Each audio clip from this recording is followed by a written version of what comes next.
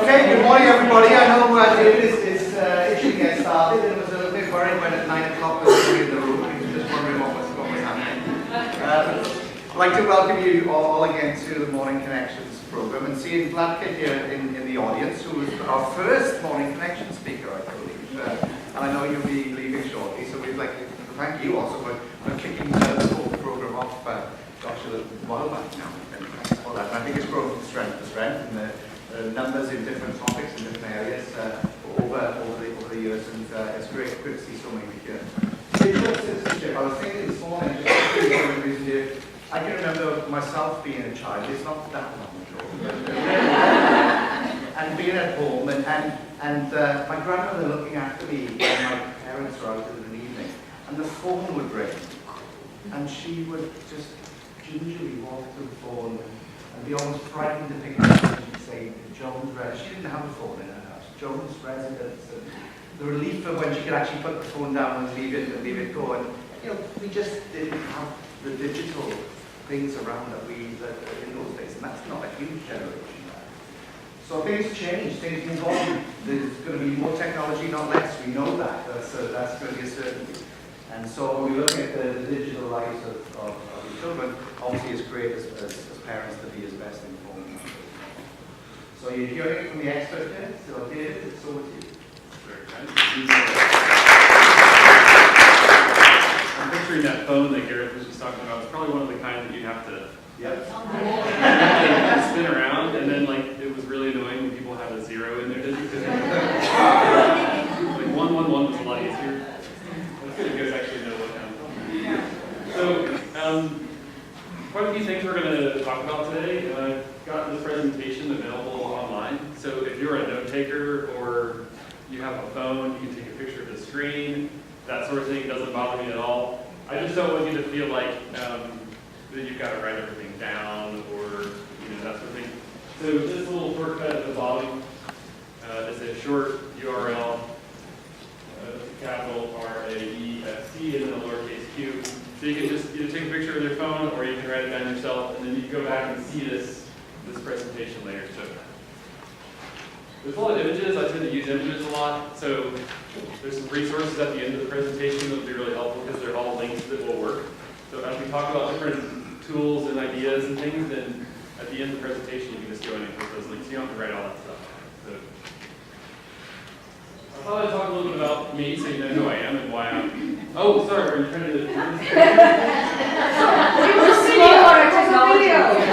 Yes, sorry. Oh, you're on video. Oh, yeah, I'll show it at the end as well. You'll have the link down there as well. This is my contact, which also, I'll put it on the last slide right here for you. So I'm David Beaty. I'm the Director of Technology here at the school. I'm new this year, so if you haven't seen my face, that's probably why. I just came in August. This is my family. My wife that happens to be sitting right here in the audience. She's not a plant. She's not going to start the applause. These are my three kids. They all go to school here, first grade, third grade, and fifth grade. So you might recognize them or be in class with them. I've intentionally chosen an Instagram picture because we're talking about social media some today. I've been to these countries, and the color isn't great on the projector right now, but you guys recognize those? Anybody know what the top left one is? That was the first place that I went. Very close to Tanzania. Kenya, yeah. So, Canada, US, Norway, of course, and India, and Qatar. This one a lot of people think is Bahrain, very similar. This was my first computer. It was a TRS-80. Anybody have a TRS-80? Oh, I see. Be proud of that. Let's get the...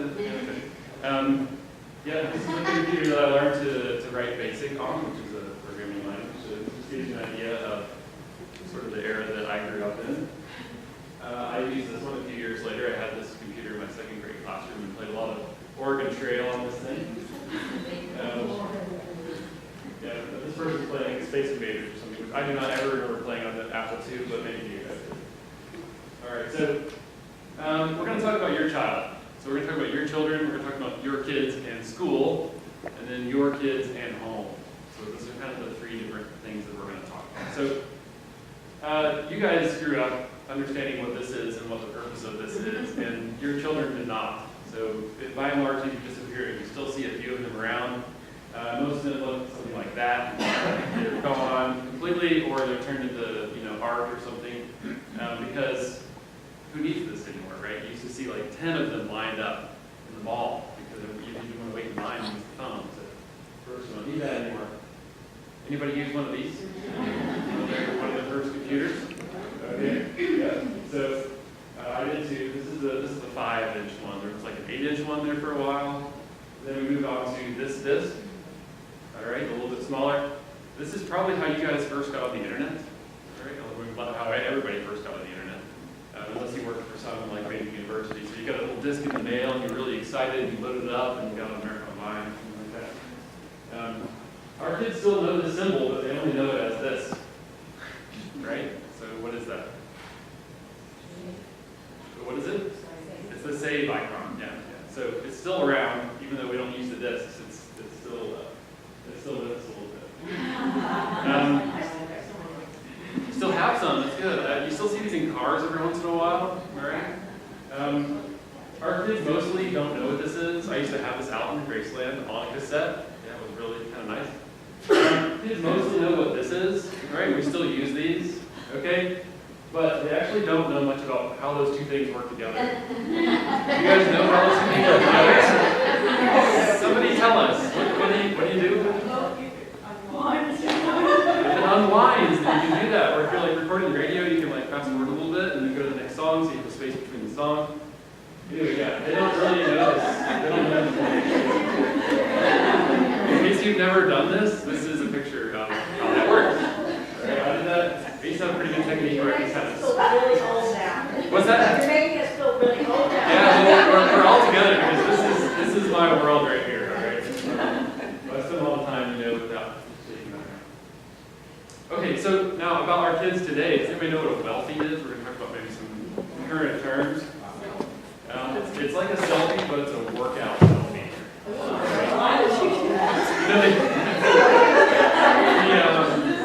You probably noticed this, but like the workout thing is kind of a fashion thing. It's kind of a trend. It's trending to be working out. So now there's a combination of the selfie and working out. So it's a workout selfie. TBT. Somebody tell us. Anybody know what TBT is? Throwback Thursday. That's right. So this is when you put up a very embarrassing picture of yourself like this. This is my twin brother and I, so I'm going to make you try to guess between the two of us. Yeah, you put up an old picture of yourself on Instagram or social media, something like that. Go in the middle. I put this on Instagram yesterday for TBT, for Throwback Thursday, and everybody's commenting about my brother's shorts now. Which I find quite hilarious, yeah. He's on the left, by the way. I never would have worn shorts like that. So things move really, really fast in today's culture as well. So not just those terms you need to know, but you may have heard that Disney's coming out with the Cinderella movie. It's coming out in March. Yes, thank you. And this trailer was released by them on November 19th. And I took this picture about 3 days after that trailer was released. Can you see the view count on that video? And this is just a Disney trailer from a Disney movie. So there's about 9 million views within 3 days. And so now it's up to the 10, 12. Because things move really, really fast. This link can be shared on Facebook, on Instagram, first through email and all these different ways. So Facebook was probably one of the reasons this got 9 million views, because as you say, hey, there's a new Cinderella movie, and you put it on your Facebook page, then everybody watches the video, and then all of a sudden you're at 9 million views. So I just want you guys to understand how fast these things move and how fast this moves for your kids. So they tend to expect that sort of thing.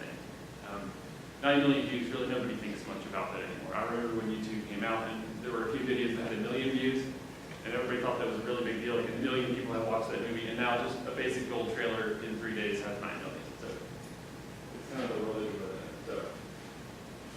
in. Okay, so recognizing some of these things about your kids, how does the school work with that world that they're in? All right.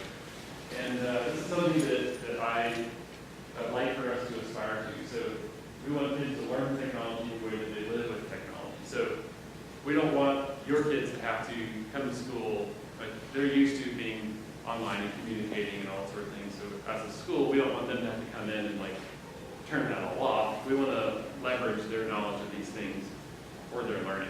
Okay, so as you know, every student in our middle school and high school has an iPad, all right?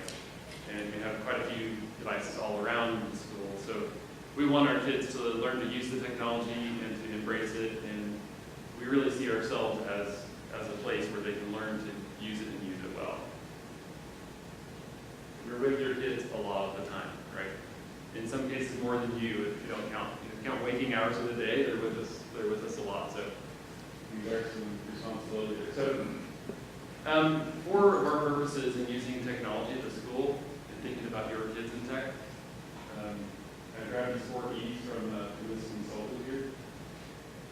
So we want them to exchange some of their old ways of doing things for new ways of doing things.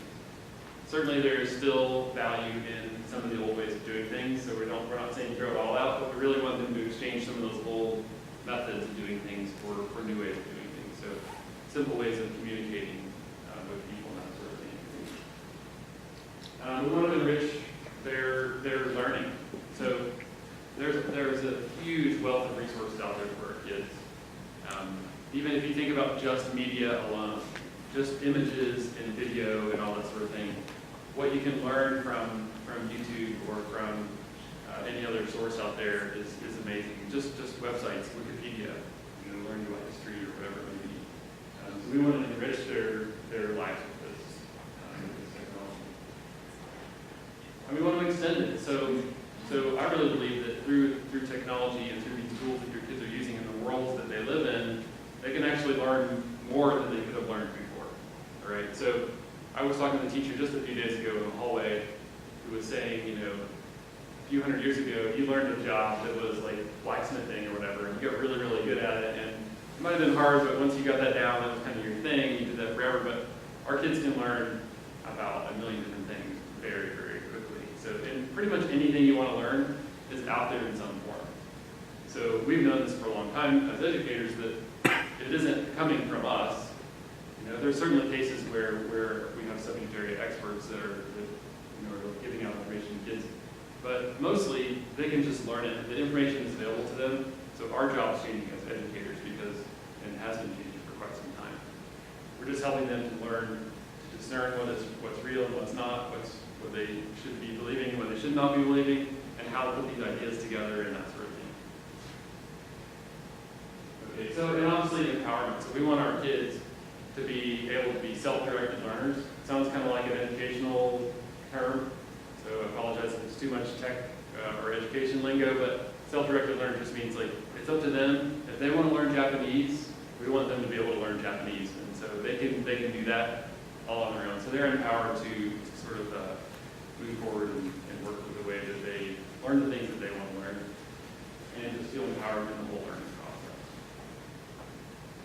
So just briefly, a few things that we're working on, especially with the middle school right now. We have a digital citizenship program with 4 different elements. And so the first one is learn. So we're working with all of the middle school students. And this is the sort of, these are the ideas that go across our whole curriculum at the school. But we're doing a specific program for the middle school right now, so I'm using it as an example. So kids need to know how to actually use the technology itself. So how the iPad works, how to type well on the iPad, how to go between apps well on the iPad. Kids are quick and they understand stuff really, really fast. But I find kids will find a way to make it work really, really quickly. And but it isn't always the best way. So they'll find some way that I'll watch a kid double click the home button and then swipe this way and tap that and go down. And that's how they got to this one app. But there's a much quicker way and they're just used to doing it that way because that's how they have to figure it out properly. Anyway, so this is like a practical skills part. So we're also talking about respect. So how students treat other students. It's amazing what being online, how a student feels empowered to say something that they would never say to someone's face. And so we work with them to try to say, like, if you wouldn't say it to them in person or to a group of people, then you wouldn't say it online. So that's the kind of idea that we're working with them on. We're going to talk about balance as well. We haven't got to this section yet, but you need some time to run around outside. You need some time to talk with friends just in person, have somebody over. Obviously, you're spending some time using technology. So our kids' worlds are very tech-centered, and by that I mean I'm really talking more about the social media side of things. So if you just take away their Facebook or Instagram or their ways of communicating, then you're really handicapping like their life. But we also need to talk about balance as well. So it's really, really good for us to see, or to be able to talk with kids and say, like, how much time do you spend online? Because it's a temptation for kids, and this is a time in their lives when they need to learn that balance. All right. And how to protect themselves as well. So what does their digital footprint look like? And by that I mean, how do they look to the outside world on the internet?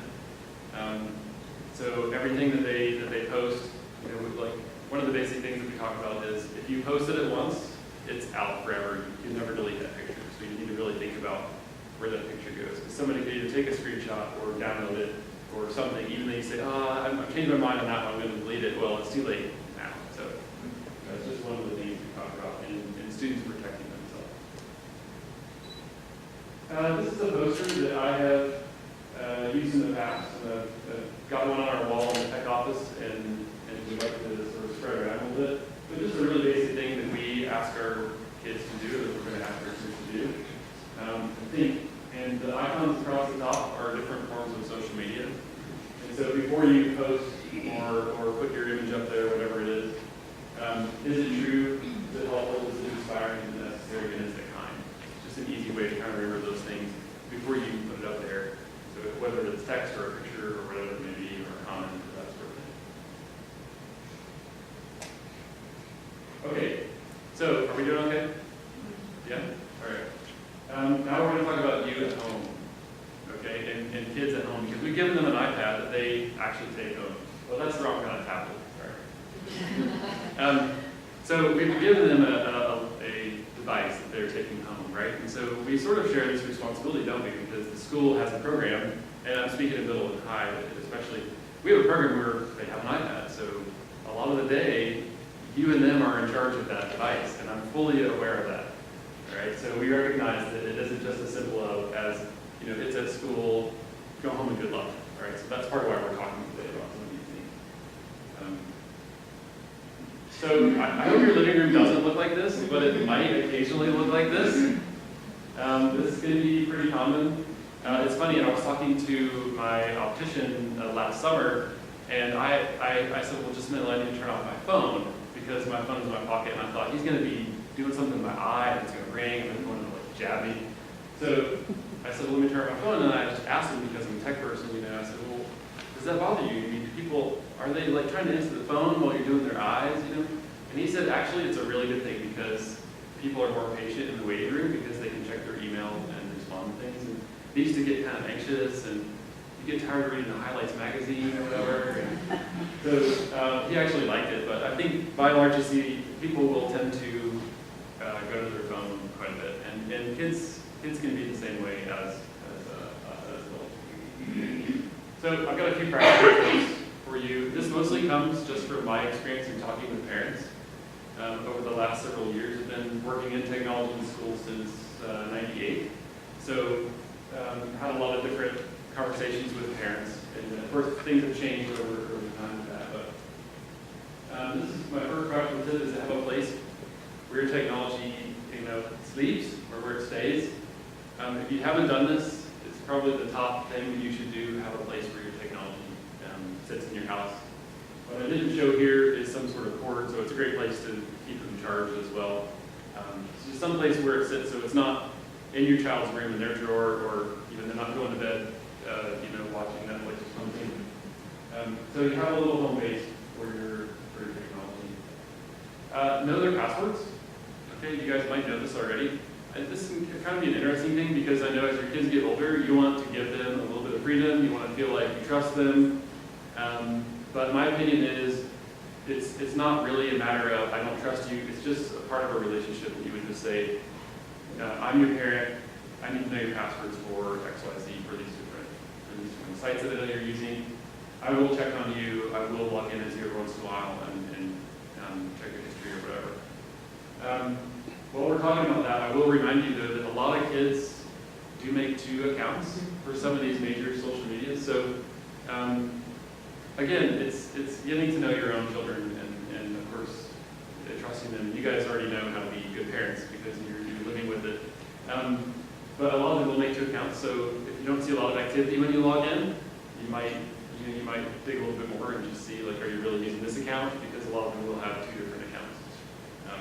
That's very popular with Facebook, but it might also be happening on Instagram and stuff too. I've got a link at the end of this presentation to some documents that have really good advice on privacy settings. We could talk for 2 hours about how to do privacy settings, and I could show you a bunch of different stuff. But we're not going to do that because it's not really our purpose today. But you need to understand that because Facebook changes theirs, Instagram has changed their terms of service several times, Twitter just changed their terms of service just this week, actually. And so it's really hard to keep up with some of that stuff. But you need to, as best you can, understand what your privacy settings can be on the different things. So check the link at the end of the presentation if you want some detail there. I've got a document that I created that has sort of best practice on a few of the top things, so Google Plus and Facebook and Twitter, support them in there somewhere. Just some settings to check. Okay, I'm always shocked when I look for someone on Facebook and I can see their entire timeline, right, or their entire newsfeed right in front of me. I think, wow, they have not checked their privacy settings in a very long time because it should just really show, their profile picture and their name essentially. But a lot of people, if you go to them, you're not friends with them, it's just like public to the world. You can go in and see their entire timeline, like all their pictures and everything. So it's something that you should take some time and actually check on. Okay, this is a big one. This is probably one of the things that comes up a lot. So how do your children stay focused? Because they have a device in front of them. We've said your child needs this device, and they say, what do they say when you say, why are you on your iPad so much, or why are you on your laptop so much? What's the first response? I'm doing homework. I'm doing my homework. Yes, that's exactly a good answer. That's what you said. Yeah. So this is a really tough one, guys, because they ought to be doing their homework, and they probably are doing their homework, but they're probably doing a few other things at the same time. And so that is definitely a challenge. And believe it or not, it's not just a challenge for kids; it's also a challenge for us as adults as well. So the first thing I will say about this is where your kids work. So if they're working in their bedroom with the door closed, then it's much harder for you to see really what's going on and to find out if they're really working hard. So I know if you have, several kids, 3 or 4 kids, and you have a small apartment, then you maybe don't all want to cram on the couch together and do your homework, and your kids might not, they might kill each other before they're done. So I understand that they need to kind of spread out that sort of thing. But anyway, be aware of where they're working. So as much as possible, if they can work in a common room or near you or something where you can kind of keep track. And I'll be honest, it's a lot of work. I have 3 kids and they're just in the primary school, and it's still a lot of work to thinking about homework and what they're doing and managing everything that's going on. So as they get older, the more work that they do, you know less and less about what they're doing. And so I just acknowledge that's a challenge. These are just a few tools that are really, really useful for staying focused. So the top few things here are apps that will help your kids. This one in particular called Self-Control. It's kind of ironic because it really doesn't use self-control at all. It's just an app that you can have on your computer, and you just say block Facebook or block Instagram or block wherever they are, 9gag or some gaming site. Block this for the next hour. And it will literally, any browser that cannot get to that website for the next. And there's a little slider. Would you like to see it? Okay, I'll show you. So there's just a little slider,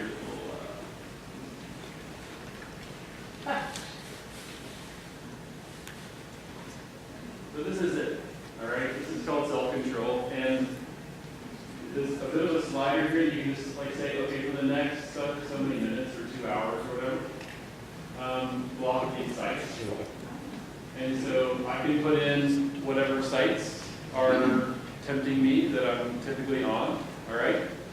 For some kids it's gaming, for some kids it's mostly social media. You get your list of sites, and then you just say block these sites for the next however long, you just click start. And there is no way around it, because I've had kids come into my office saying, help. My friend sent me a message on Facebook, and I can't get to it. Like, they told me they're part of the homework, and there is really no way around it. I mean, I suppose there's some hack to it or something, but. You cannot stop it until the time session ends. Yeah, you can't go to Facebook for an hour and 30 minutes. That's it. There's That's no it. way around You'd have to use another computer or your phone or something else. Right, it's not an iPad application. So that, I was going to mention that next. So this doesn't do much good if the kid can just walk to your computer and log in, or if they have a phone in their pocket. So you have to, first think through some of that. So the phone has to go in that basket, and then they're using the laptop, and then they're staying focused. So there's always ways around it. A few of these other tools, I'll show you this waste no time tools that we're talking about here. So this is a plugin, which just means it's a thing that kind of connects to either Chrome or Firefox or what's your web browser, right? So whichever application you use to get to the internet, there's this thing called waste no time. It just tracks what you're doing online, and it just tells you, it shows you a map of what you've been on in the last day or the last hour or whatever that is. So it's a great reminder for your kids as they're, where have you been? Well, if Facebook is the top one, or if a gaming site is somewhere near the top. Instagram is mostly done on the phone, so you probably won't find that weird. But anyway, it's just a nice tool that will let you keep track of what's going on. It's not for the iPad. So this last one, this canine web protection, I'll bring up some people asking about the iPad. This is put out by a company called Blue Coat, and they're one of the top security companies in terms of web security. And so they've given this away as a tool for kids. And they have a browser on the iPad that is it's a safe searching is built in, and it will actually allow you to, you can browse the web, but you can go in and you have to block the other applications like Safari. So on the iPad, the best tool you have are the parent restrictions. Because the way the iPad works, there isn't a tool like the self-control that I was showing you that can really control the entire device, because Apple just has restrictions on the way the apps work. But they do have a parent restrictions page. So under parent restrictions, you can go in and say, do not allow these different apps, or only allow these apps. All right.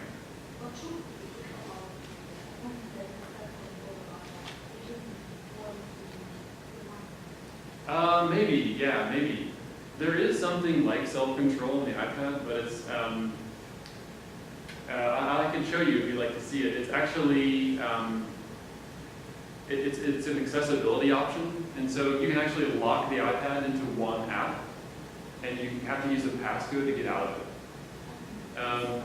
I don't really recommend it because the way the iPad works, students are doing research and they're typing a paper and then they're sending a message to someone. So if you lock it into Safari only or into Pages or a typing, like you're supposed to type a paper, so you can only use Pages until I say so. Well, it sounds like a great idea, but then in the real world they want to go and what was that communication again? I need to go find that. Well, I'm locked. I can only do Pages. If you'd like to see that afterwards, I can show you. It's really simple. I can show you on my iPad. Yeah. But isn't this actually harmful for your relationship with the kids? I mean, they know, and we know that we are monitoring that. Yes. But to make it so blatant, so I'm there, I'm controlling your self-control. Yeah. It's more frustrating. Then,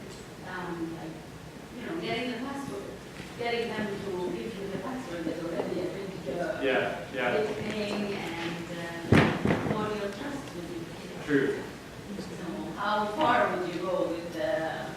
Well, I can't answer that for every family because everybody, I think we all have a different line where, You know, like I would never ask for my kid's password, or of course I know their password. You know, I think we have different choices as a family, so that will be up to you.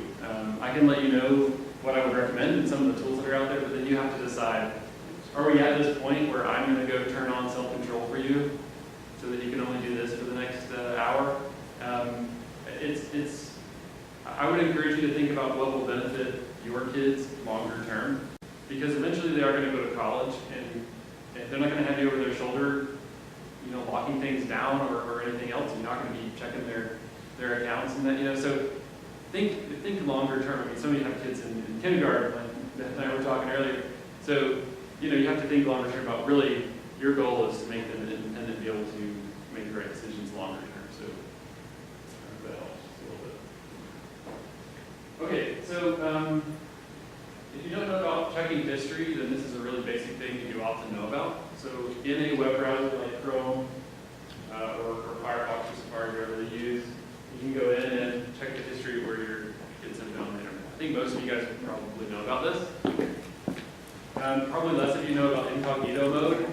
So this, I just got a little screenshot. Incognito mode, I think every browser has an incognito mode now, where you can say, I want to browse the web now, but I want to be invisible. And so it's mostly designed so that the websites themselves don't know who you are and can't track all these things about you. But it also doesn't show up in your history and that sort of thing. So it's just a mode to be aware of, all right? So a kid can say, my history is clean, well, but they've also been using incognito mode. So the thing to look for would be, you know, big gaps in their history. So if they weren't online at all last night for 3 hours, you know, you want to talk to them about that. So, and not every kid is this way, you know, at all. I just want you to be aware of these options that are in there. And the history itself, if you go in, you can actually delete little pieces of history. Most of the browsers now have made that pretty easy, so you can just say, like, delete these 3 sites that I know my mom and dad didn't want me to go to. And so it's useful, but only sort of moderately useful. Or if the history is clear. But my agreement with my kids there would be, I should see at least 2 weeks of history on your computer. And so if there isn't 2 weeks of history, if you've cleared the history, then why did you clear the history? Why, you know, was there a problem? Did tech support do it? You know, why did that happen? And there's history on an iPad as well. It's very interesting. Okay, so this one is about getting to know your child's world. All right, and so I know that Minecraft might not be, you know, your go-to game, but your kids, if you have younger kids especially, or up to middle school age, they probably know a lot about Minecraft. And so my question for you is, how much have you played it?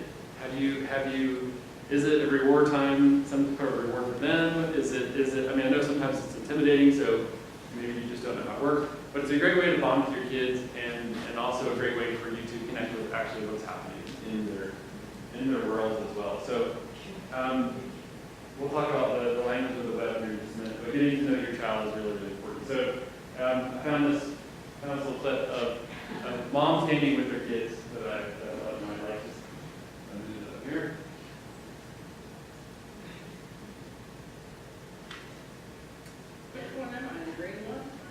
Our liturgy. Who's serving? You are. Oh.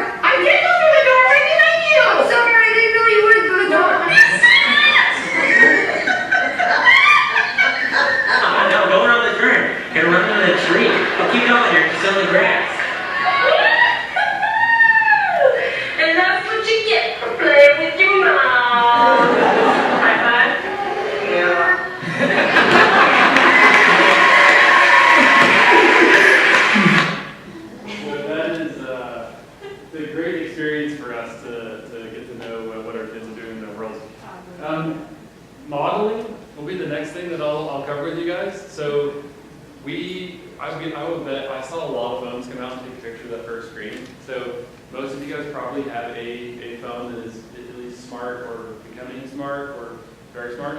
So, our kids are watching us, and so it is difficult when we say, you know, you shouldn't be on your phone so much when we're on our phones all the time. So,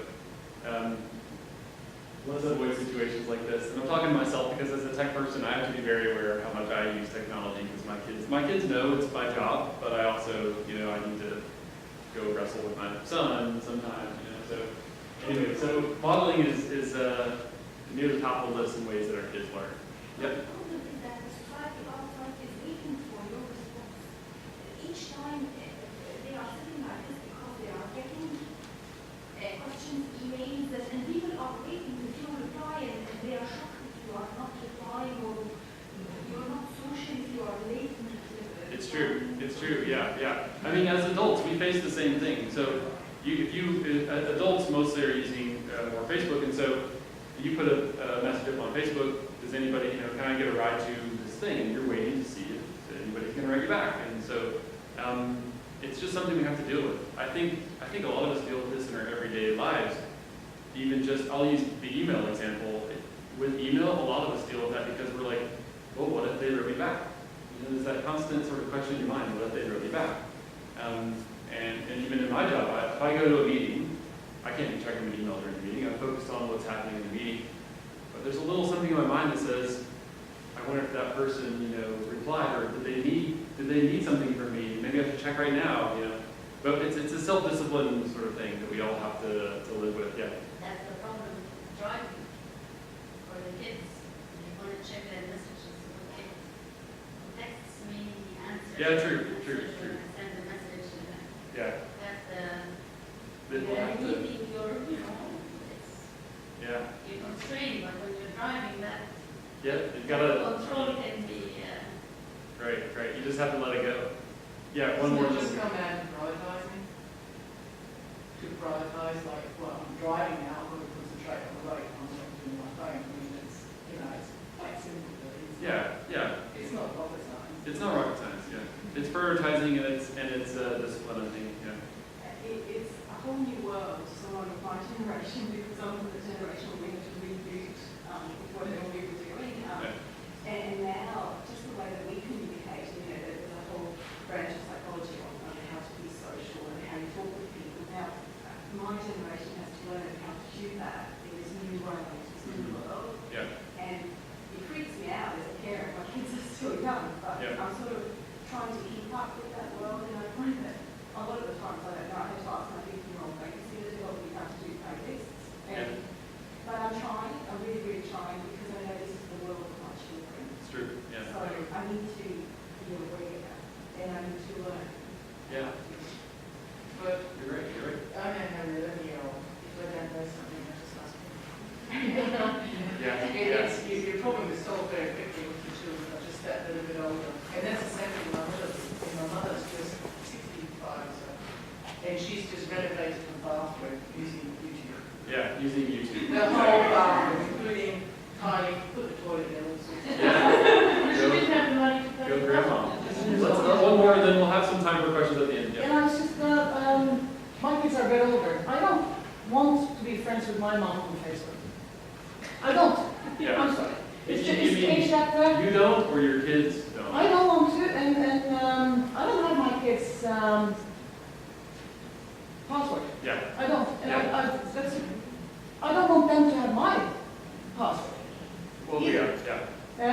So I question that a little bit when they're older, because we're maybe not meant to see absolutely everything they do when they're teenagers. Yeah. Well, again, that's a personal choice. Yeah, I just want to mean, mention it because it's all about kind of being in each other's pockets a bit too much for my liking. Yeah. Well, Well, I think you have a lot older children than a lot of us. That's what I in pointed your out house. as well, that it's, my kids are a bit older, and I think you could actually maybe invade them a bit too much if you're on top of absolutely everything when they're teenagers. Because such a good base are being laid here at school, and with these talks and stuff, that you should let go ease a little bit and give a bit of trust as well. Yeah. Let's, we've got a couple more slides, so let's, and we'll have some time to talk through that, okay? So we'll talk a little bit more about social media itself and some of the tools that are out there. In terms of getting to know your kids, you should be able to speak their language. So let's hear it. LOL. Laugh out loud. So it doesn't mean love. So I wrote LOL to someone and they thought it meant Lots of love. lots of love. They said. I was like, no, that wasn't really the message. Wrong message there. Right? Typically it means laugh out loud. You're back. Okay, you're good. By the way. That's the password. Sorry. Be right back. Okay. By the way.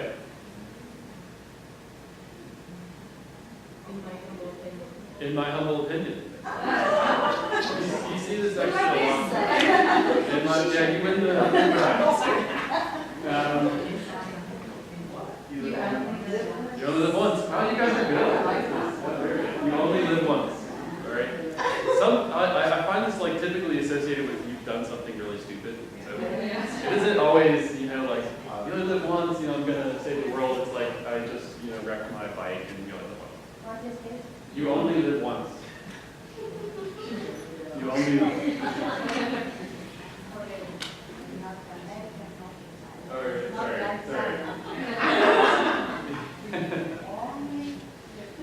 Only live. Yeah, you only live once. And again, I'll make sure that if you get the link to the presentation, that I'll put that in the notes. It's in the notes, actually. I can make that one out. Okay. What about these two? Now, all right, POS does have multiple meanings, so I apologize. If you think of something else, I think POS. You guys know what these are? No. It's easy, I'll be right back this one. The P in this case means parent. Over shoulder. Parent over shoulder, yes. So parent over shoulder or adult in the room.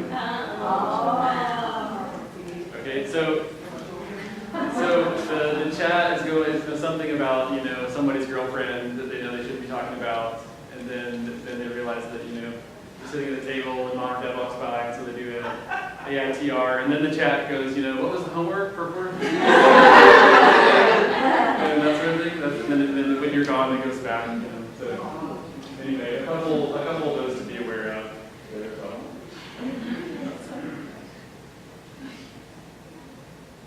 Okay, so in thinking about, and this is a great response to sort of the woman in the back who was talking about, her preference and her family.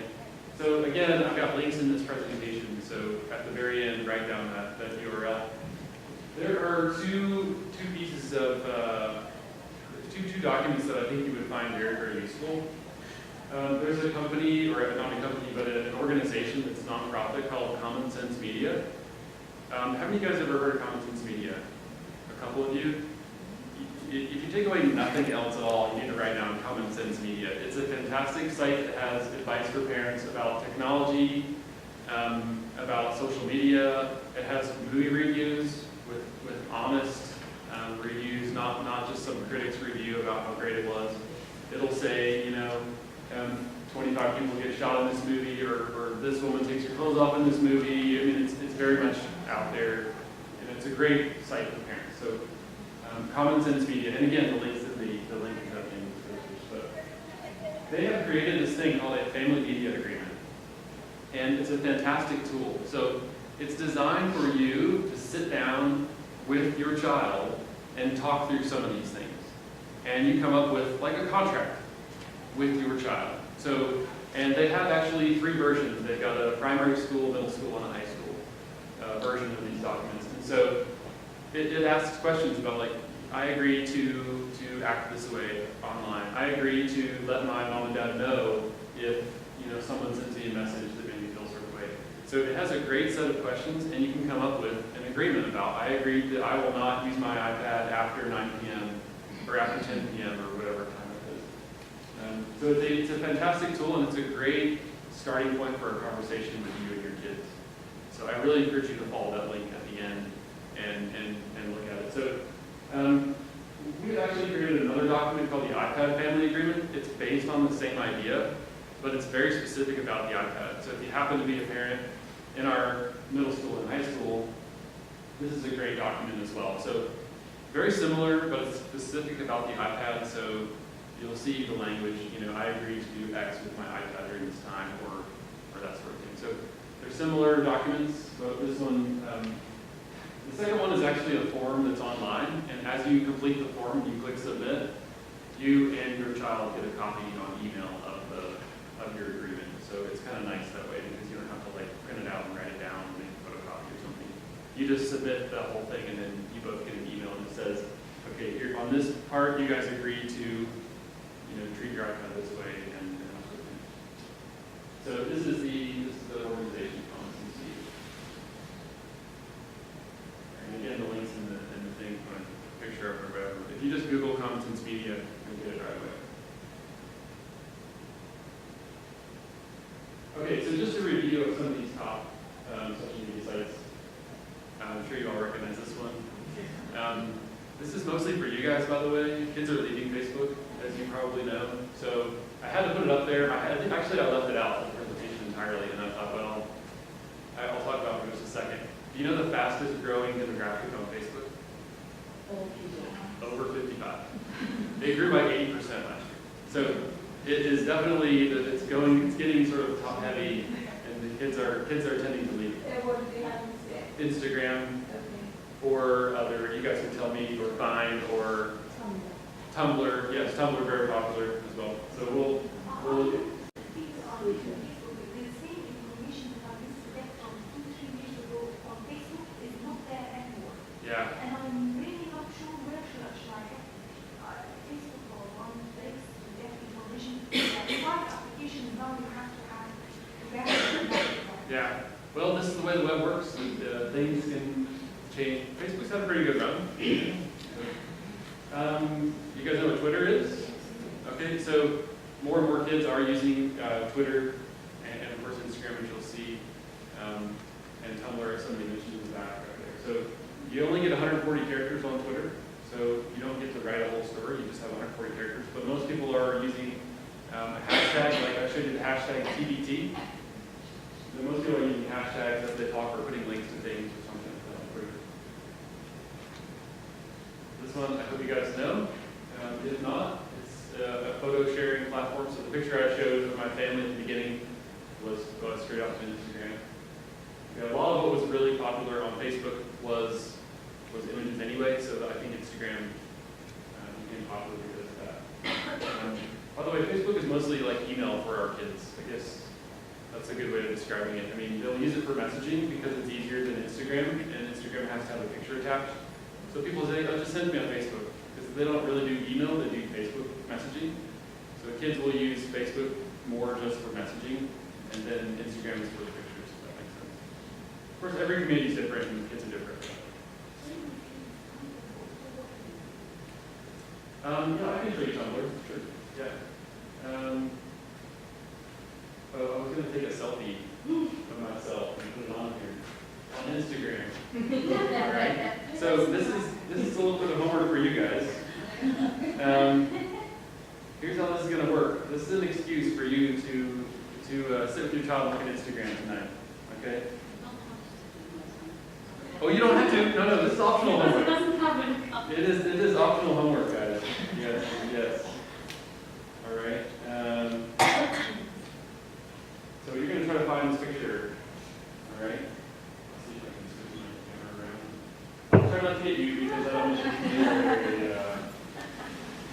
very, I don't want you to go on the spot or anything. Okay, so that picture, you'll have to find that tonight. Okay, so sit with your child and say, hey, show me what Instagram is like. There's a lot of great stuff there. I use Instagram. My wife uses Instagram. What's the age limit? 13. And do you have to be your friend on Instagram to find that picture? No, you just have to do a search on Instagram. Okay. And you'll look for David W. Beaty. Okay. And again, this will be on the last slide. You'll see my contact information. So just look for David W. Beaty. I haven't posted it yet because I won't take the time right now, but I'll post it right after. All right.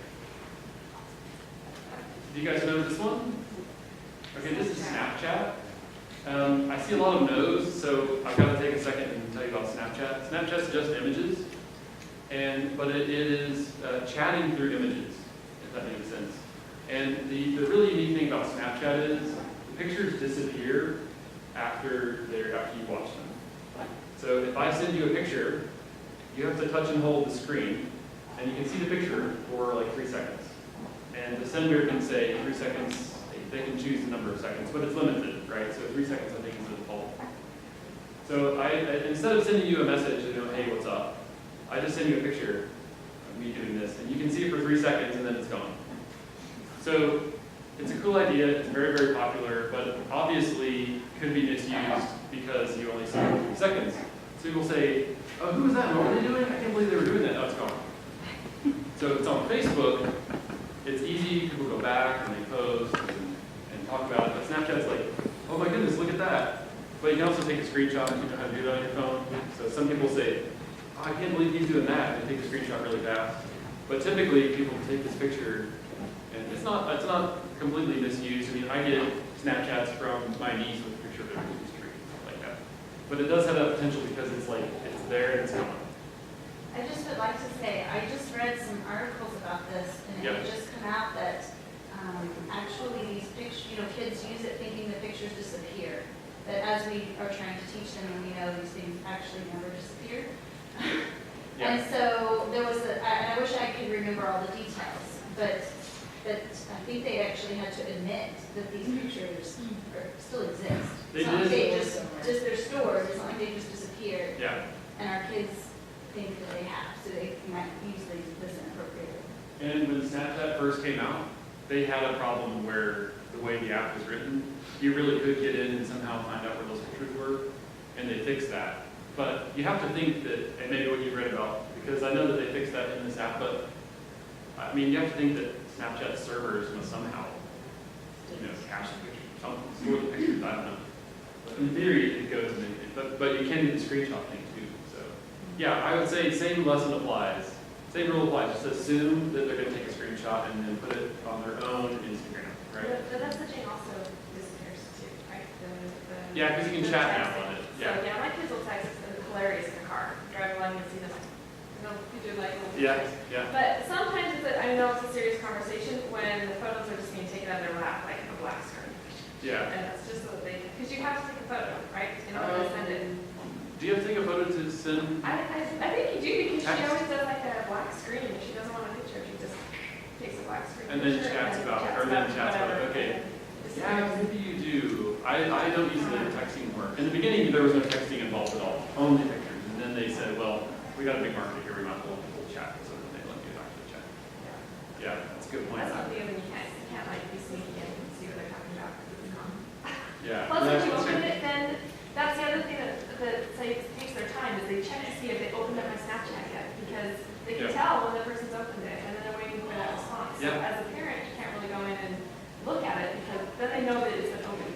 Yeah, it's true. And then it's gone.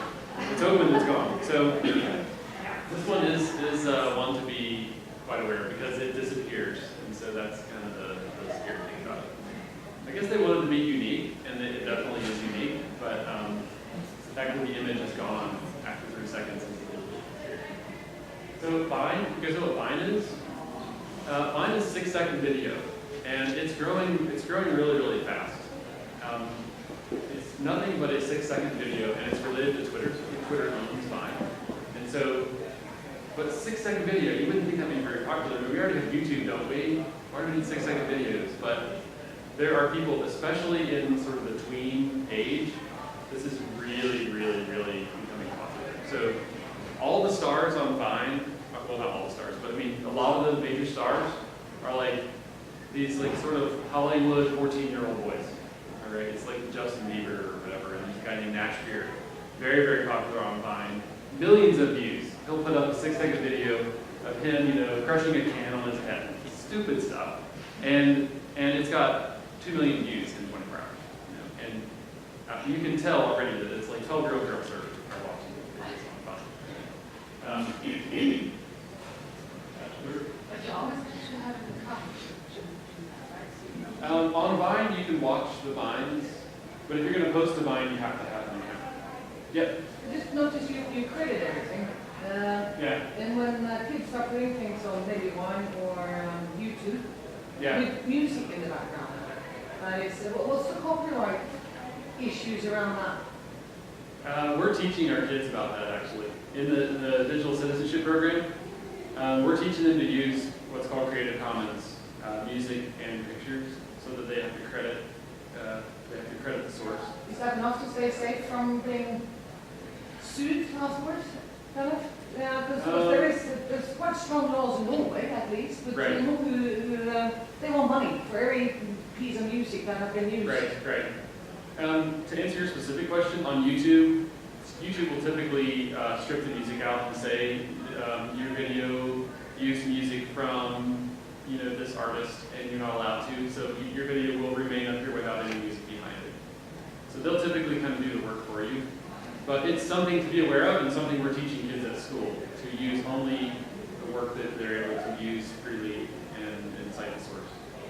It's a good point. So you want to see a 6-second bind? Okay. How are we doing on time, guys? It's 10 o'clock. I'm almost done, but I want to have some time for you guys to talk. Don't touch the turkey den! Your tent's in the living room. Go, go. Don't touch the turkey den! Your tent's in the living room. Go, go. Don't touch the turkey den! Your tent's in the living room. Go. So, this is Batman Dad. There's a lot of views on this video. You probably can't see it, but this video has been played 1.4 billion times. And he just makes some funny videos of him doing stuff with his kids, and Vine's pretty new, so he's popular. He's a very popular. Some videos of himself being Batman. What's that? What is funny about knowing this guy does this thing with his kids? Oh, it's entertainment. Why do we watch television? It's kind of the same thing. So YouTube must be on the list. We all know about YouTube. Tumblr is a blogging site, but it's also a very social site as well. So it's like a social blogging site. You can have your own blog on Tumblr. It can look very much like a web page, or it can be just sort of a running a look at your, sort of like Facebook in a way. You kind of have a wall or a timeline on Tumblr.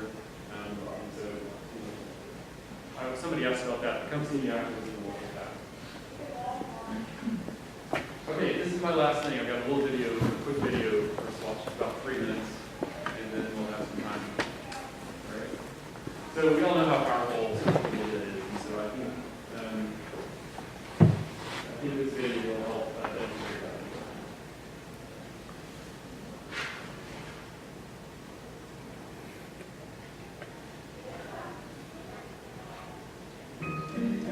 The varsity soccer team had played 10 or 11 games and lost every single one by really embarrassing margins. Our goalkeeper, Daniel Quigg. He was taking a lot of criticism, even though he was only a freshman playing varsity goalkeeper. We thought we were on the road to our first game and it wouldn't be a loss. At the last minute, everything changed. Their star player, with a minute left, cracked the shot, and unfortunately Quigg wasn't able to stop it. It was in the back of the net, and the next thing we knew, the ref was blowing the final whistle. It's horrible, I guess, because as a goalie, that little one mistake, is a goal, and a goal in soccer is huge. This guy said, "Oh, I'm gonna make a great photo of him." We have a bunch of pictures of you making great saves. The photos went up, and I was just shocked. It was just horrible.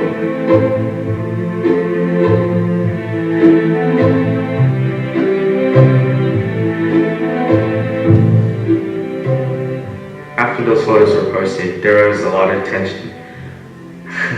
And I didn't want to go to school. I felt like taking time off. I don't want that attention, I don't want that negativity. We decided we had to do something. And eventually we found this great picture of Quigg making a save. And the 3 or 4 of us at about 7 p.m. made it our profile picture. I came back about an hour later and my newsfeed had exploded. It started with the soccer team making our profile pictures, and the girls' soccer team made their profile pictures, but then the whole school got involved. Over 100 people had either liked it, commented on it, tagged themselves in it, made it their profile pictures, and it was like my entire newsfeed was covered in Daniel Quay stories.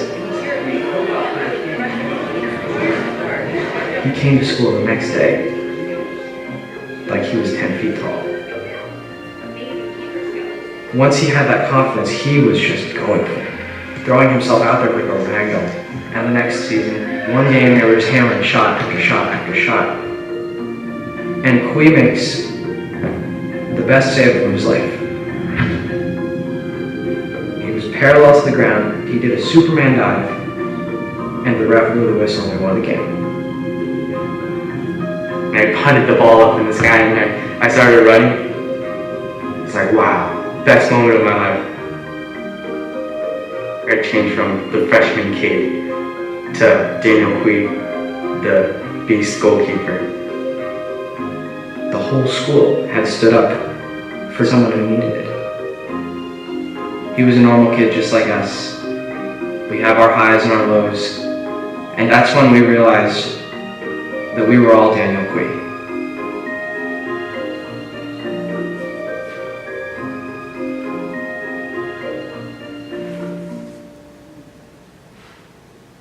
So I think that video really illustrates the power of social media, right, and the web in general. It could be, I always like to say it amplifies everything. So you can do something bad with it, you can do something really good with it. And so that's what we're trying to teach kids and what we're working together with you guys on. So now it's your turn to talk a little bit more. We've taken a lot, sort of had some side discussions and stuff, but anything sort of burning in your heads to, let me actually move to the end in case you want to. So these are like the things that I was talking about that are in the presentation.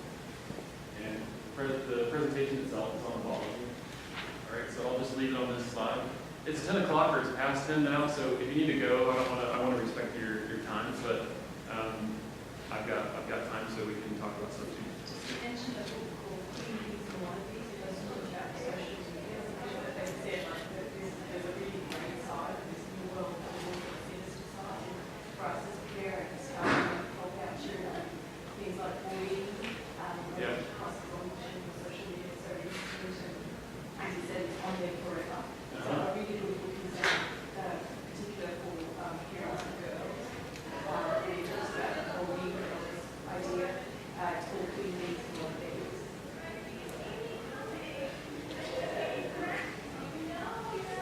Looks like the right book? Yeah. Okay, yeah.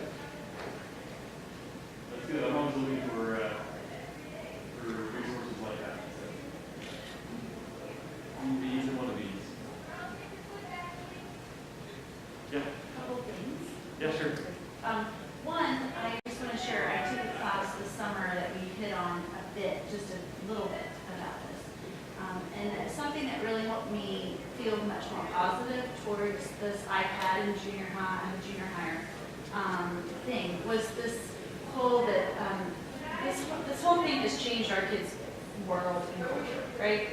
We know that. And so we can't change that. We just have to learn how to adapt and help them make these rules for this world.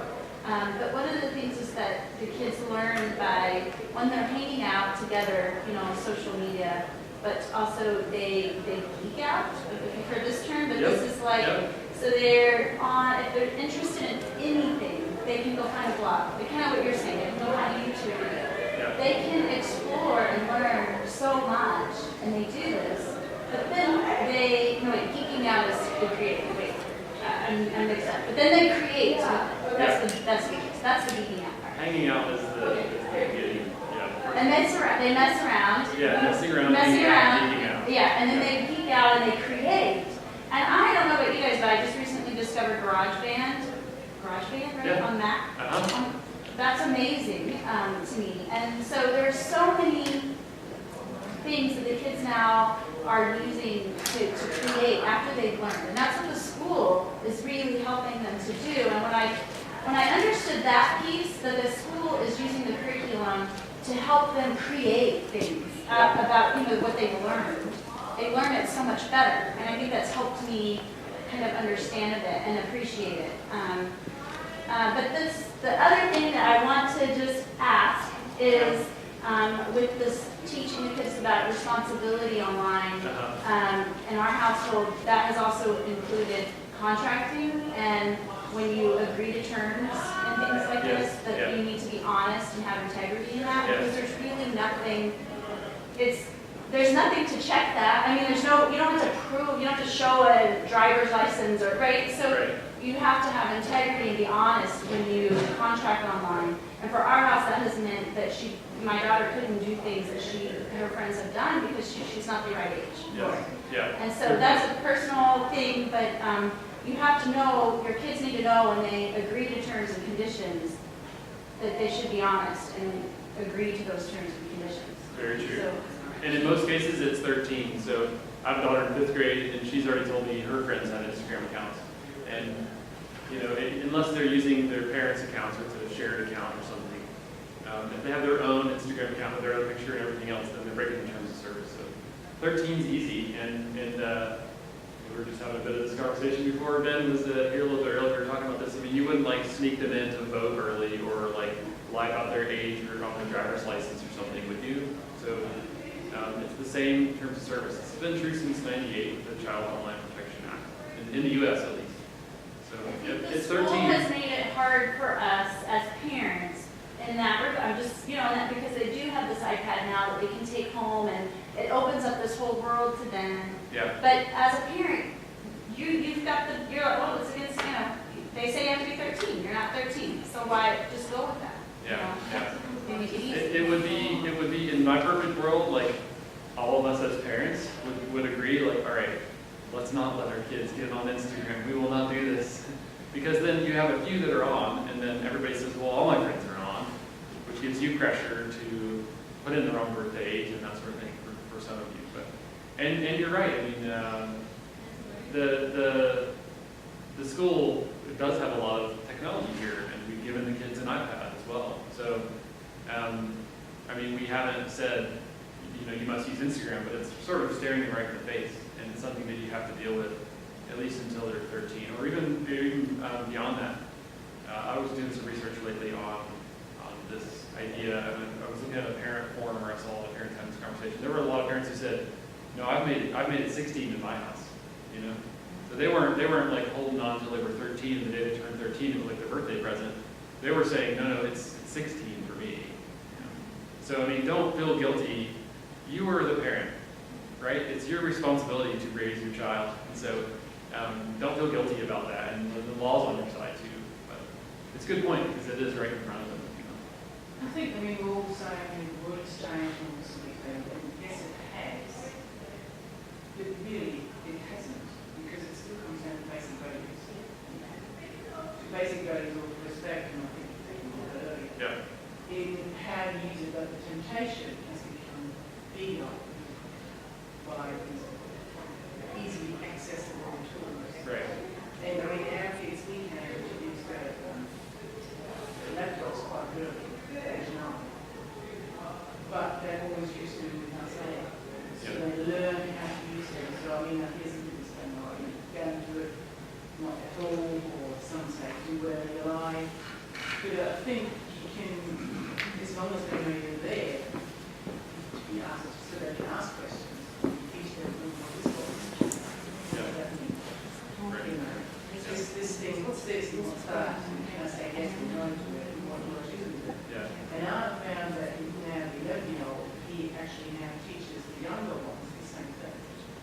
So the values get taught through the kids themselves as well. That's a good point. Just basic values, nothing too exciting. As a religious computer, they don't get on very much. Right. But I think a lot of it is about still basic values. So, thanks for that. I'm gonna let you guys go because I'm happy to stay, but I don't want people to feel like they're trickling out. Thanks for being here today. It shows that you're interested in your child and you're investing in their lives, of course. And so I appreciate you guys being here and giving us time together to talk. Thank you, David. Thank you.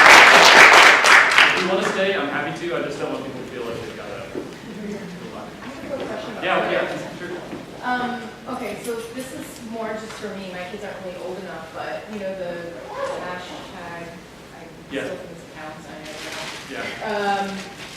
TBT, right? Yeah. Mhm. Well, I see people that post stuff like, oh, what a wonderful day we had at the beach. You know, hashtag beautiful day. What does that mean? Does that mean I need to go on Twitter and look up hashtag beautiful day and they posted something else? Or is this just like a new language? Like they're just making crap up? It's, and putting a hashtag in front But doesn't it all be like linked together? Like if you use a hashtag, then everyone gets the same hashtag, it goes. It's really, there's no magic behind it. And in fact, on Twitter, there's nothing about a hashtag that like does something in the system at all. It's literally a way to search. So like the number one hashtag on Twitter is, well, love is number one. But somewhere near the top is sunset. Everybody takes pictures of sunsets. Well, sorry, I'm talking Instagram, not Twitter. So if you can go to Instagram and you type in hashtag sunset, you just see a bunch of sunset pictures. So it's a way to connect with a group of people. So if you do, like a lot of conferences I go to, they have a hashtag. So it's like, you know, EdTech conference. So it's hashtag EdTechConf. And so that's just a way that we can all, at this conference, we can all type in this hashtag and we can make comments. So we're joining like a community by doing that. This is on Instagram or Twitter, right? Instagram or Twitter. So why are people posting that on Facebook Because at the end of their posts? Because they're probably going to Instagram and they're putting a caption on their picture. And a hashtag is more meaningful on Twitter or Instagram. But you can also say like, oh, by the way, also add to Facebook. So it puts it on Facebook and Instagram and Twitter if you want it to. And did it with the hashtag, It's like a pound sign. the ALS challenge, if you hashtag the ALS challenge, then it would all like link them together to see how many people did the day. So you did literally like one comment and it shows up on three different things. You can link them, there's not. Yeah. You can have them all. And then everyone. So that's the hashtag, like They do just put them on. So that's so I want to go to Twitter or Instagram or Facebook's a little harder to do with, but either one of those two platforms and say like, guess what? I just want to see one. I want to see what this community or this group or these people are all doing. Hashtag Ice Bucket Challenge. I can just go down and through and see everything about the Ice Bucket Challenge. So if I go on Twitter and I post something and I call it Ice Bucket Challenge, then it'll add it to that group. Well, this is just a search. So it's not really, that's why I'm saying it's not like something really Oh, it's not a magical. group. So just when you search that, it's a way to make your thing pop up when Yep. someone searches that. Yep. Got it. Yeah, and people do it with like music that they love. I mean, if you're into like techno, you would say, check out my new sick beats, hashtag techno, and people will follow that. I mean, you could just put Ice Bucket Challenge, but when you put the hashtag, you're telling people, hey, I want the community that recognizes this sort of, this word to see it. Some people Yeah. put hashtag on every word. Yeah, some people put hashtag on every word. Yeah, they do. So that's not even on Twitter. That somebody Twitter. posted something on YouTube and just titled it hashtag Ice Bucket Challenge, and now that's showing up on Twitter. Well, no, this is a tweet. Okay, And so they you put a can tweet hyperlink in the with- tweet to a YouTube video. Okay. Yeah. So that's how this shows up. And it's the most popular thing to do on Twitter, by the way, because 140 characters is not that many.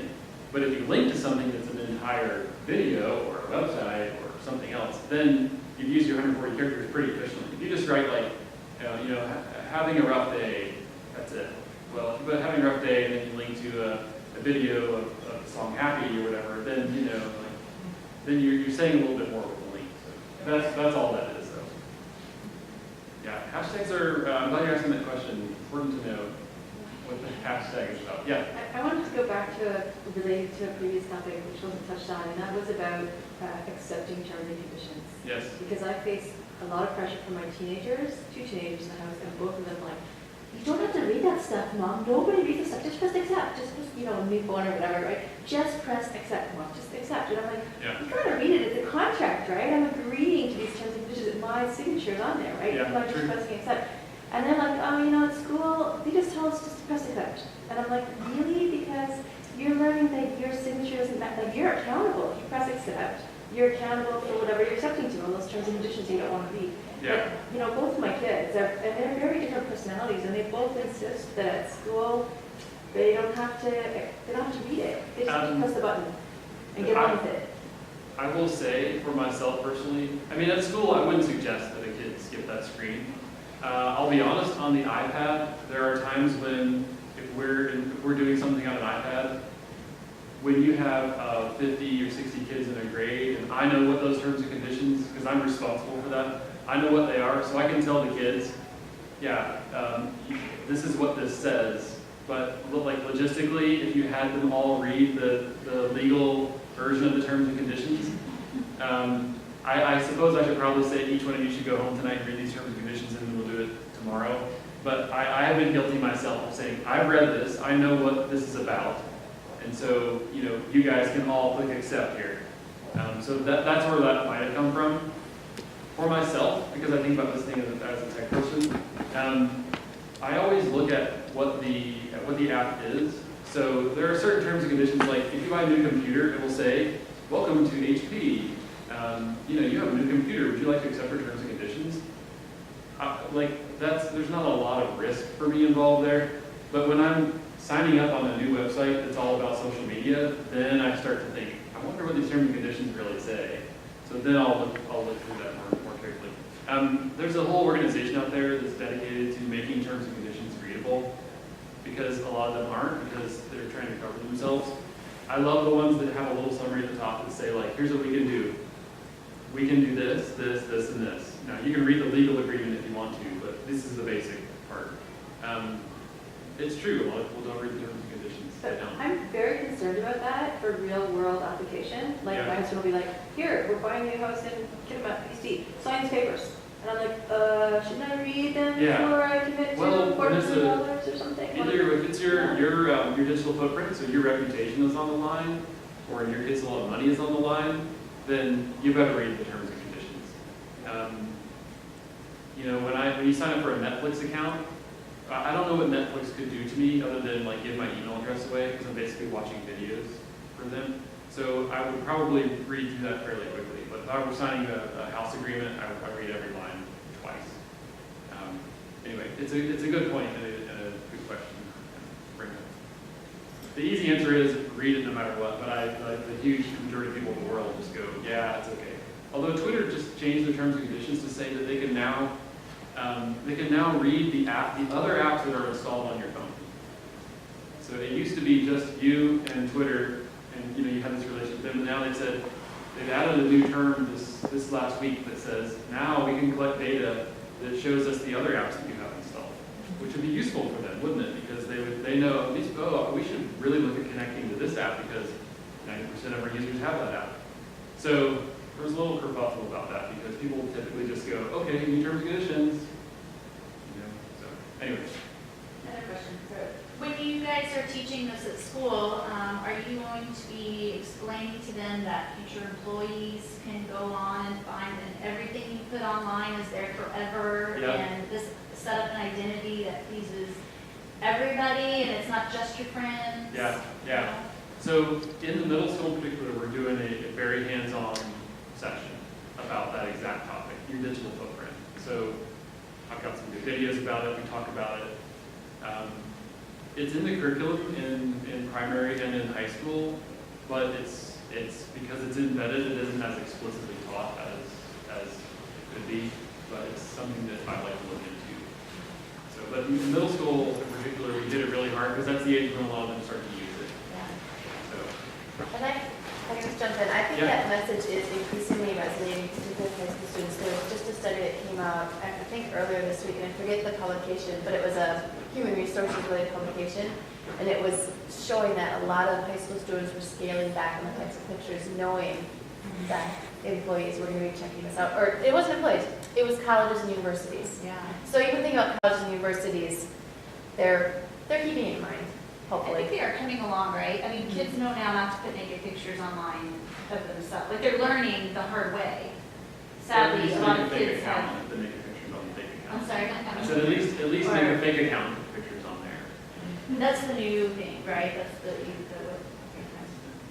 I personally don't think that there's that many people out there taking naked pictures of themselves, but it gets a lot of press. Well, I have a friend whose child had to change school.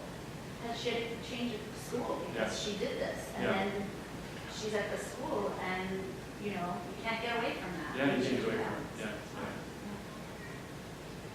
Any other thoughts? You guys are the ones really living it with your kids, so it's great to hear from you. I have another question, and maybe I'm the only one, but I'm struggling sometimes to get passports for, the iPad and some other things. We're down to the point sometimes that she says, it's my school iPad, it's none of your business, and I'm not giving you my PIN code. And can you as a teachers tell them that we as parents are actually responsible for it? Kind of help us out in that respect, saying that it's your parents' responsibility and they need to be able to see what you're doing. Yeah. And it's actually our right to do it. It's not only it's our obligation, because we're always at the end. It's kind of this like, I can go to your teacher tomorrow and talk to him, and then she usually backs down. But she kind of says, well, I'll tell you today, but tomorrow I'm going to change it again. Which she doesn't give me a mother to go. Yeah, I don't think. But this isn't a diary. Give her a diary if she wants a diary. Your kids need to know this is not to write public, private thought. That's the biggest. Right, and it's a working tool. No, I think it's two sides. I mean, yes. They do. They use it as a diary. I mean, they write online things, their deepest thoughts. Don't write them online. All our iPads are connected, so whatever is on my iPad, I see what's on their iPad. But I know that one school is right, and she's got her home iPad, which she, obviously doesn't really want to use anymore because she knows that I have more access to that one. Even though I don't, I tell her, if I look at it, I will tell her, because there's a matter of trust, but it's not really, mine is very stubborn too, but is there a way for me to see, except for kind of going through all the apps with her, how can I monitor what she's actually loading onto it? Because I don't have a clue anymore. She can go to the store, buy an iTunes card, and do whatever she wants to on it. Yeah. I wish there was a way that you could see sort of a log of the iPad, but there is not. It's just a function of the operating system, because I've been working with that since they came out. And you can't go in and see how much time or which apps they've been on or whatever. It would be great if you could, but you can't. You can see which apps are installed, and you can see which ones have been opened, because if you double tap the home button, you can see all the apps that are open. So you can see which ones have been opened, and they are in order of when they've been opened. But you really don't get like a time log or anything at all. And you can see the apps that are installed by logging into either iTunes with that account, or of course just looking at the iPad itself. But not really a good way to see. Internet history you can see a lot of information about, but which apps they've been on. If they're playing a game for the last hour, you would see it. If you double tap the home button, you'd see it unless they just swiped away. Other than that, there's no other place for those logs to go. My son about the password. I told him it's not because I want to really know what you're writing or whatever. It's because as an adult, I can, especially for the email, for example, this personal email, I can check. You get all this junk stuff, and I don't know what you might open. I can, as an adult, I can basically spot the stuff, the predators, the online stuff. He's young, so it's not, it works at this stage, it might not work at 15 maybe. But it's, and like you said, we talked about like the trust. It's not to check up on you. I tell you at the time I open it. But then I didn't have to start at a young age when they believe you still. Because if you start it at 15, they don't really. I think it's a personality thing too. Sometimes you I've got 3 children, they're all completely different. One is very independent, and she says, that's my business, and you shouldn't interfere at all. And I've set up, I've got like this one password, for example, and I set up maybe the comfort servicing the child, so that's so many passwords, just put them in here, so in case you forget, that's where I got them. It just kind of helped them. And kind of everything, give me your iPad password so I know how to work things. But for example, she's got a private email account, I can monitor that one. I don't know how much to monitor the school iPad, but the school email account. I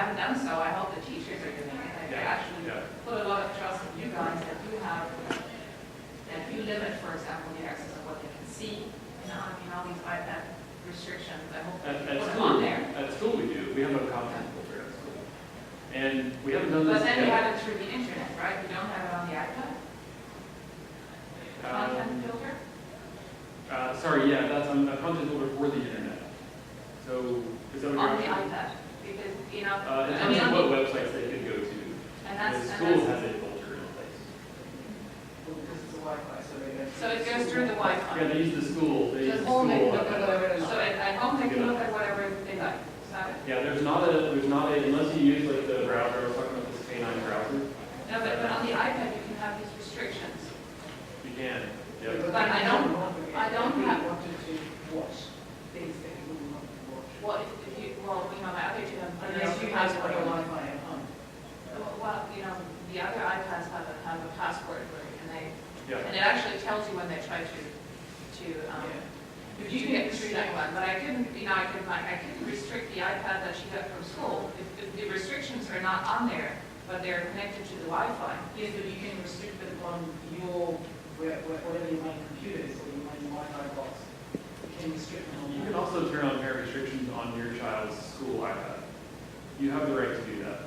So you can literally just go into settings, general restrictions, and put a passcode in there, and only you know your passcode. Your child doesn't know it. And say, you know, it's not the greatest set of restrictions actually, I'll be honest. But you can say like you can't, you know, download iTunes TV shows that are higher than TVG or whatever. You know, you can put in some settings in there, or you can say like, no iMessage. You turn it off. As a parent, you have the right to do that on your computer, and you have the ability to do it as well. So I can show you after we have a look. I think you're getting into a bigger question about, you know, about trust and what you should and should not do. In terms of the school device, it's easy to say, well, look, the tech department has, we can change the password like that and unlock the device. So we have the right to do it. You should also have the right to do it. You know, in terms of your own equipment, which is just as much a part of this, then that's a whole other world that, you know, you have to work with your own kids and say, like, I know some parents that actually restrict the wireless at their house. So they'll say, they'll just change the password to Wi-Fi at home and say, like, you know, for the next 3 days. But then when they have homework and that sort of thing, that's a pretty extreme thing. It's hard to say, like, you can't get online. But, So like you say, you can get after 8 o'clock, you don't go online. or a certain time. I've got the time restriction, but I don't have the other restriction as to what they can view or not, because I mean, just how many devices you have. But then, you know, I Yeah. think if your child does well in school, and if your child behaves quite normally, and there's nothing obviously wrong, I don't think one needs to really worry that much. Well, it's kind of like, I think Yeah. it's an So why explanation should within watch like, 15 movies in a week, but it doesn't affect their behavior in any way, and you behave like a good person, they're completely normal, and there's nothing to worry about. like when your child's hanging out, this is where they hang out. So if you were gonna send them to the mall, or if you were gonna send them to hang out with friends somewhere, then every now and then you pop in and check on them, right? Like you would never not know, I mean, when your kids are older, they have a lot more freedom. And the same applies for the iPad. After you have established relationship and rules, then as they grow, the same applies. So this is where they're hanging out. So when they're younger, you're gonna check in on them a lot more. You're not just gonna send them to a place with people that you don't know. You know, so I think if you think of it in terms of like that, that helps to kind of, you know what I mean? This is a place your kids are hanging out. So who are they hanging out with? You should check in on them. Yeah. In a way, it's no different than when we grew up. The access is higher. Yeah. You know, we could go to the park and do all sorts of things in the park. There was no else around. I could see in the face of my 11-year-old when he was exposed to pornographics on an Sorry, who's going? I could see on the face of my 11-year-old, who's now 17, when he's been exposed to pornographics on the internet. He was hanging with Norwegian friends. There was one boy there, much more advanced, 3 girls. He just came home early. There was something wrong. He didn't want to have that. The girl, we had a chat about it afterwards as well. There was something wrong. And he picked up on it. And then he talked about it, and he said that Evan was looking at pornography online. The girls were frightened. He was 11. So it's not only, if you know your child, and then you can, there's a lot of things you can pick if they've been over a line, which Anybody else that has a thought that, some of you have been quiet. Anybody want to chime in? You just listening? That's okay. Yeah, right here, Beaty. Making some silly video, jumping on the bed in the pajamas. And there was a lady that was not in this school, it was in another country, in another school. Then there was a next door neighbor, friend, or a girl in the same class from another country, it was also an international school. She went to get those videos, silly videos.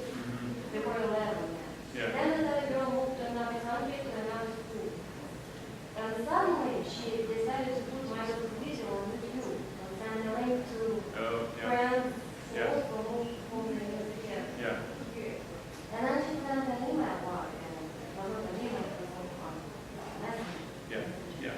And here's the link of you jumping on the bed, and here's the format. Yeah. So my daughter, and I didn't know what she was doing because I had two younger kids as well. So I thought she was old enough, and she was 11 at that time. Yeah. So I thought she's old enough to solve her own problem. She comes to me on Friday Yeah. and said, this is what has happened. We're going to book ISS, and the girl moved back to another country where she was from. So what I did then, I found the number, the phone number of the mother of the girl, because from YouTube you can only remove something with your own. Yeah. You can report abuse as well. You It can was very say, openly, and I was shaking like this, and I called that other mother, I woke her up. I said, I'm sorry, this is what has happened. Now, I understand our daughter was just 11. So please ask your girl, wake her up, if she's asleep, ask her to delete it immediately. yeah. And I trusted my daughter, and she trusted her daughter. And she didn't know there was something wrong her daughter was doing. Yeah. So, such my daughter, and with the parents as well. She said, I'm sorry, and then after the 20 minutes was gone. Yeah. Yeah. Well, you were very lucky. You were able to get a hold of her. Yeah. It's an important lesson. I It's had the same to thing find about another friend who had their new phone number. Yeah, sure. So, but I did my best to act immediately, because the next day I looked at, oh, yeah, we'll just jump in on big deal. No, it is a big deal. Yeah. I had to do it there and then, you know. Yeah, true. So that the mother of the girl knows what her daughter is doing. She also has two young children. She doesn't know what her daughter is doing. Can I ask a question to you guys?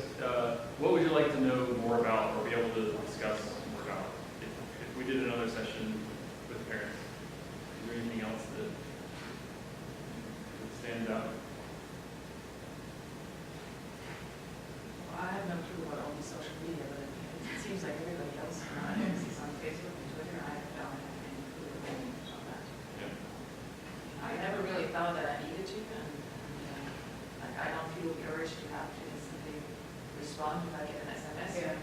Right. And I think I can see that, it's like if we're at the dinner table and they hear my SMS going off, usually two kids jump up and say, Mom, you got this SMS, and I'm like, wait until we're done. So I think my approach is very different. So I don't have any social medias at all, and for me, it would be great to have somebody explain the differences. Like you touched on it today. Yeah. But it seems there's so much Go into more depth on some of those. And also on Facebook Messenger, because I heard some rumors that people can see anything through, if you send messages through, or somebody can look into your private life, or I don't know, from the outside. So what is it about? On Facebook A Messenger? lot of people say, oh, you shouldn't use it, or so I don't know what it is, or maybe I'm just wrong. No, they were just Really, so what is open? Really private stuff. So what is Really private stuff, like Yeah. discussing divorces or, anything, money issues or job issues. Some people do that on the net. So what's visible? And that stuff's been cases when that stuff's become available, or is available to the police, and they can use that in their cases, etc., etc. But the thing is to learn not to do that. To actually physically pick up the phone and talk to that person. But it's such private matters that you don't want anyone else to know. But that doesn't stop other people feeling like she was saying, that, when people do little videos here and there, or kids in particular, especially 11 and 12, they tackle a lot of silly stuff. privacy really that you're Bit talking of about. privacy, Yeah. how Not just, private are you if you send messages? And how much is visible to the outside world? yeah. I mean, I It's would good. never post anything or just message me, you pick up the phone as you say, talk to Yeah. people. But, how visible are you from the outside through Facebook? Yeah. Yeah, basically, what we teach the kids is good for us to know, because Yeah, then it's they're true. aligned It's on, true. Yeah. Yeah, that's good. I'll make a note of that too. I'm just sort of in my mind thinking of a part two and maybe more hands-on with some stuff like that about privacy and stuff like that.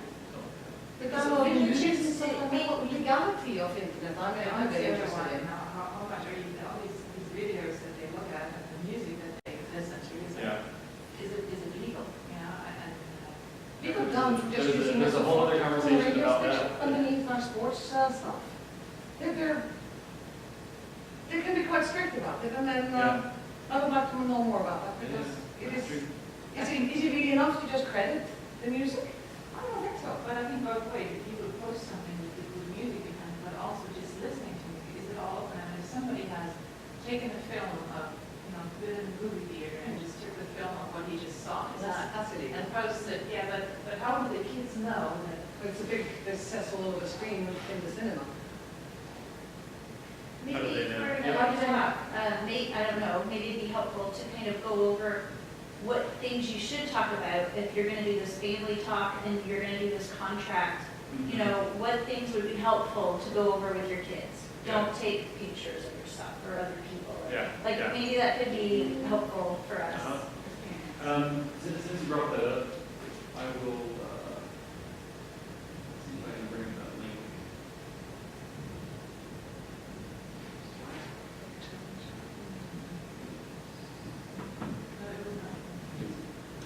This family media agreement.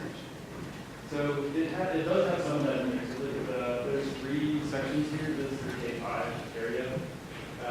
So there's things about being balanced and staying safe. And, I'll keep my private and share them only with my family. I won't give out personal information. So some of those things are addressed in this family media agreement. There's some agreements for parents. I recognize the media is a big part of my life, and you can't turn it off from me. But then there's like the middle school version where they get more into this, like, I will not bully, humiliate, or upset anyone online. I will not create accounts and give out private information. So some of that is addressed in this agreement. Since I'm there anyway, I'll show you this online version. So this is more specific about the iPad. Some of that is addressed here as well. The other family media agreement is really about just media use in general, and this is iPad specific. How can we access this one? It is in this presentation. So it's online iPad family agreement. And the presentation is where? Is that under your? Oh, that's okay, right. This thing at the bottom, you'll have the presentation. Now, I'll email it as well. What's that? I'll email it out as well. Okay, Catherine's going to email as well. Thanks for that. This iPad family agreement, it may be something that we created, but we haven't talked to our middle school kids about. So it may be something that we incorporate in with our middle school digital citizenship program. So you're welcome to look at it, but you can do it tonight if you want to. But just so you know, they may do that as part of this program. But it's really for parents and students, and it's set up that way. So you'll know about that. It's very important that you in the school tell the kids that it's okay for the parents to be responsible for the apparatus. Yeah. Because whatever we say is not, I mean, that More than okay, it's needed. Because whatever we say, Yeah. oh no, the teacher didn't tell me, or oh no, whatever, in the school didn't tell me. So if you're more cool than us. Wow, that's hard to believe. At home, like in the school, they might tell you, oh, my parents didn't tell me. But Yeah. for us, the thing we see is that, oh no, the teacher said this or something. Yeah. I know, the teachers are parents, I'm parents, we understand each other. Right. No, we have to And go to the teacher. I totally get that, because there's a lot of power in what the school said, and I have to do it for homework because they said it had to be done this way or whatever. So I understand that it sort of the power that we as a school have, and so I'll keep that in mind, as we. And we don't want to undermine that, because this is hugely important for them to Of course. trust in the school and the Yeah. And sixth grade after Christmas will bring home their iPads, so maybe this would be a great time for you guys. Yeah, we're already talking to the sixth grade team about this, like the process of bringing them iPads and sort of thing. And the timing is good for something like this. Probably with the iPad, we'll use the iPad specifically. And it's great to have, actually, because the way it works, you get an email, you can put it on the fridge if you want to. These are more general, but they're still valuable as well. So that's good advice for maybe for our students. Okay, guys. Thanks a lot. Boy, it was like given a lot of time today. Appreciate it. Wrap it up. Yes.